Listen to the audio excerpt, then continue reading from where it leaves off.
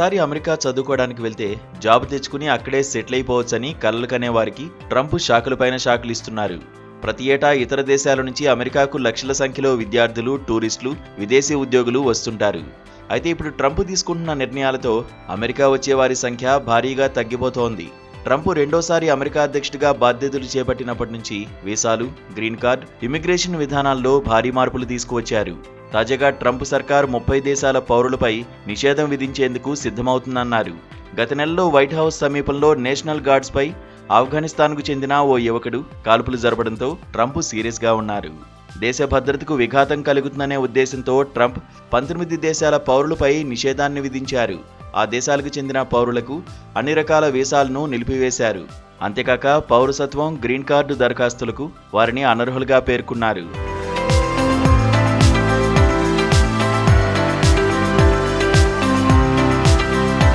ప్రస్తుతం Afghanistan, Congo, Cuba, Iran, Haiti, Libya, Somalia, Sudan, Turkmenistan, Venezuela, యెమెన్తో పాటు మొత్తం 19 దేశాల పౌరులపై నిషేధం విధించారు.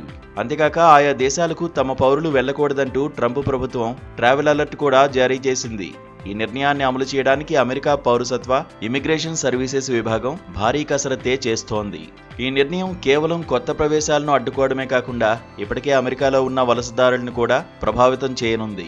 ప్రస్తుతం అమెరికాలో ఉంటున్న ఆయా దేశాల పౌరులను డిపోర్ట్ చేసే ప్రక్రియను అధికారులు పరిశీలిస్తున్నారు. దీన్నే రివర్స్ మైగ్రేషన్ గా పిలుస్తున్నారు. ప్రస్తుతం ఈ 19 దేశాల జాబితాకు అదనంగా మరో 11 దేశాలను చేర్చనున్నట్లు తెలుస్తోంది. దీంతో ట్రంప్ మొత్తంగా 30 దేశాల పౌరులు అమెరికాలోకి అడుగు పెట్టకుండా నిర్ణయం తీసుకుంటున్నారు. దీనివల్ల అమెరికాలో నేరాలు తగ్గుతాయని ఆయన భావిస్తున్నారు.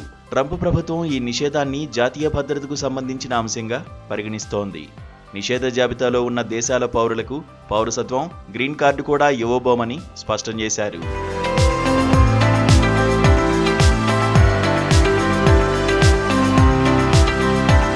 నిషేధ జాబితా దేశాల పౌరులకు కొత్త వీసాలు జారీ చేయడం మాత్రమే కాదు, ప్రస్తుతం అమెరికాలో నివసిస్తూ ఉద్యోగాలు చేస్తున్న వారు కఠిన నిబంధనలను ఎదుర్కోనున్నారు. వారి చరిత్ర, ఎంప్లాయ్మెంట్ స్టేటస్ అన్నిటినీ ఇమిగ్రేషన్ అధికారులు తనిఖీ చేయనున్నారు.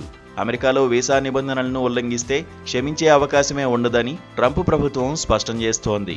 అమెరికాను సురక్షితం చేయడం కోసం, తమ దేశంలో ఉద్యోగాలు అమెరికన్లకే ఉంచడం కోసం ఈ చర్యలు తప్పనిసరిగా అవసరమని ట్రంప్ ప్రభుత్వం చెబుతోంది.